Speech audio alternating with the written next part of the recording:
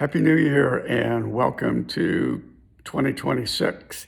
Hope everybody had a great holiday season and 26 is starting off great for everybody. Uh, I'm going to cut straight to the chase here.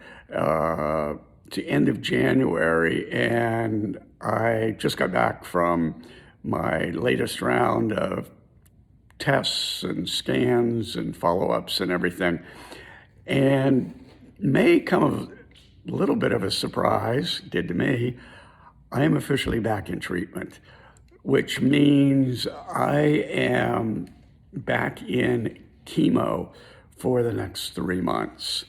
Now, this is because the latest round of scans and blood tests and genetic testing showed some cloudy areas in my lymph nodes in my groin area, basically.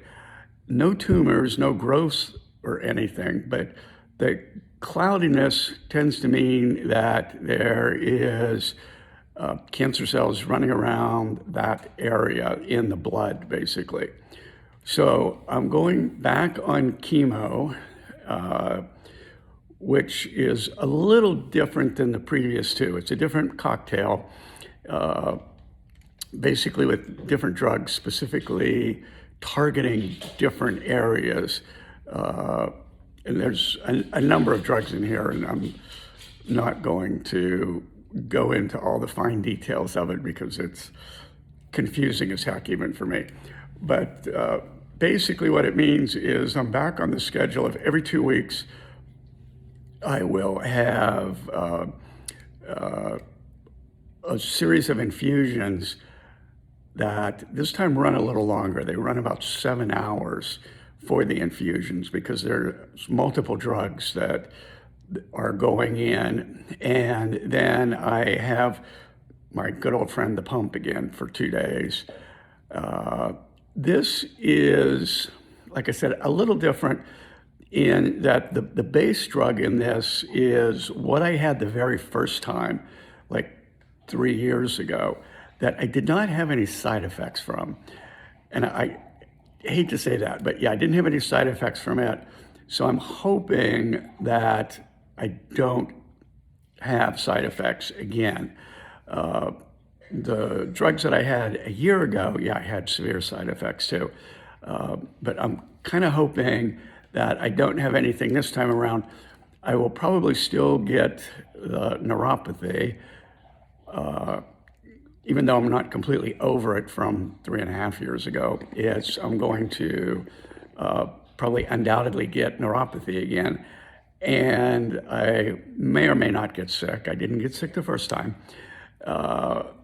And from the other drugs that are going in, I have a possibility of some other side effects of the typical nausea and getting sick, basically, and also a skin rash from this one. So I've already got all of the combative drugs ready to try and neutralize the nausea and the rash and everything. This is all going to start on February 12th. Whenever I start back in, so it's going to go every other week. So I'm back to the old schedule of traveling to MDA in Phoenix to get the infusions. So I'll stay there for 4 or 5 days, depending on what I feel like, and then coming back to Las Vegas. That's going to go on for 6 treatments, basically. And then we do another series of scans and tests to see if the drugs did anything. If they show a positive reaction, meaning the depletion of some of the cells and the blood counts and everything, then we may continue on at like 2 more sessions at a time and keep testing it every time after that. And can do that up to a maximum of 12 times. Now, my oncologist says he does not like to do it 12 times, and he doesn't like to go over 10 sessions. So we're going to start out with 6, then we'll go to 8, then we'll go to 10. Dog just kicked the camera. Then at the end of the chemo, we reevaluate everything again. And if there is, again, positive signs, as in the cell counts are down in that zone in the blood and everything, then we may not do anything else. But I do have the option of additional radiation. Now, previously I couldn't have radiation because it was in the same spot that was radiated before.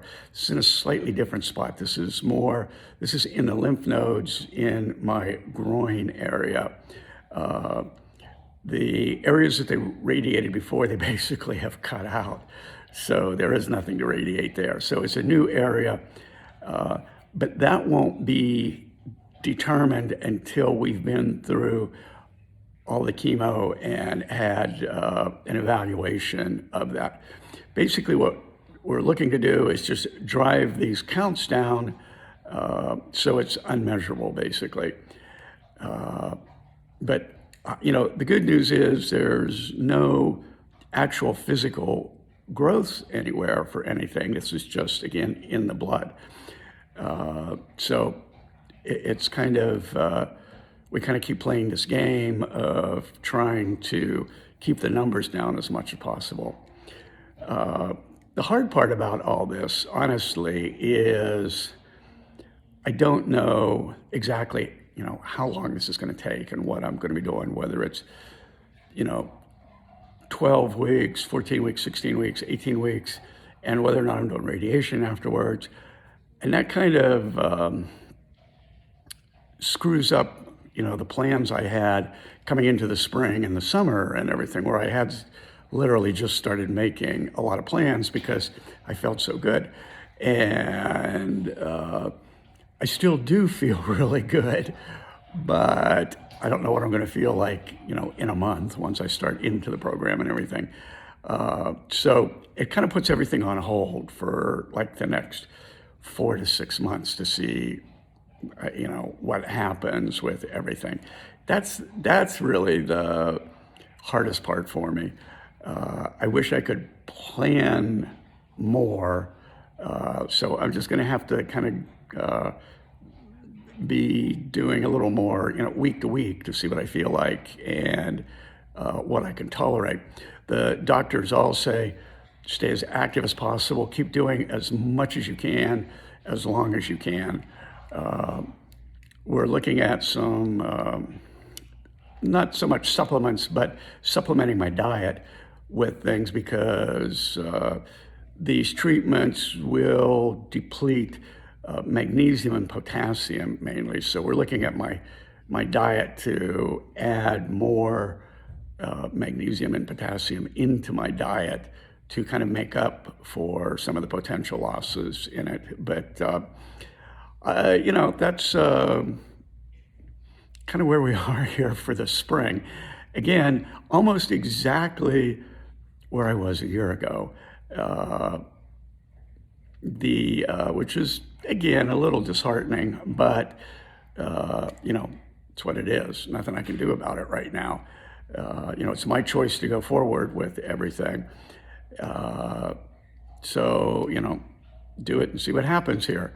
So, it's going to be starting back into treatment and then wait and see what happens with everything. So I'm fine. I feel fine. My surgical incision that we've been watching for a little while seems to have been closing up. I had it cauterized for the 3rd time, which is a wonderful feeling. And they think now that maybe the reason it wasn't healing is because of the cancer in my blood.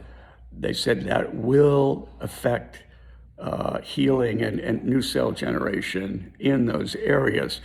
So it may have had something to do with that. But after a couple treatments from the surgeon, it does seem to have closed that up. So that's good. And honestly, I'm back to feeling good and was honestly feeling pretty darn normal. And I was actually getting my bike set up to start doing some little rides on it. But that may be back on hold for a little bit, but we'll see. So, yeah, nothing else right now. I know that's a lot, and I know it's not what anybody expected, but, it's just deal with it as it comes and get through it all. So, anyway, I will fill you in after my first treatment on the 12th and see what happens with any kind of side effects. So, later.